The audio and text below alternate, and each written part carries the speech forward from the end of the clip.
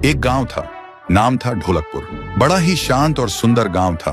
लोग हमेशा खुशी से झूमते थे क्योंकि उस गांव में रहता था महाराज रायस्टार, जो अपने गांव के लिए एक शेर था जो कभी अपने लोगों के साथ गलत होने नहीं देता था। लेकिन उस गांव में छुपा था एक डरावना राज, एक राज जो सबके दिल में था पर जुबान पे नहीं। गांव के बीच एक सूखा हुआ पेड़ था जिसे लोग कहते थे श्रापित पेड़। ना कोई उसके पास जाता, ना कोई उससे आंख मिलाता।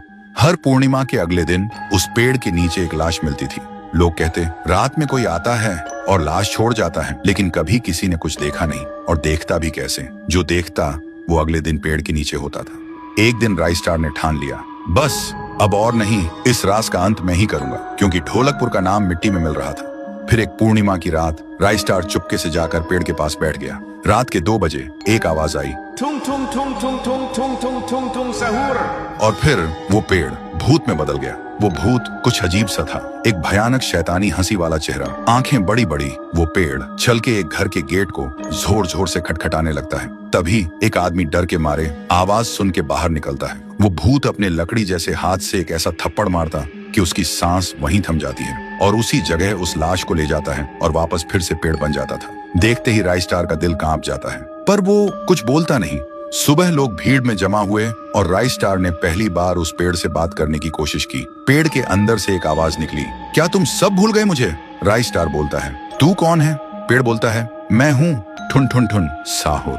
एक वक्त था जब मैं भी इस गांव का एक प्यारा सा बच्चा था, लेकिन 100 साल पहले मुझे इसी पेड़ से रस्सी बांधकर उल्टा लटका दिया गया, गांव वालों की आंखों के सामने, और मेरी मौत को तमाशा बना दिया गया, सिर्फ इसलिए क्योंकि मैंने एक राज देख लिया था जो लोग छुपाना चाहते थे।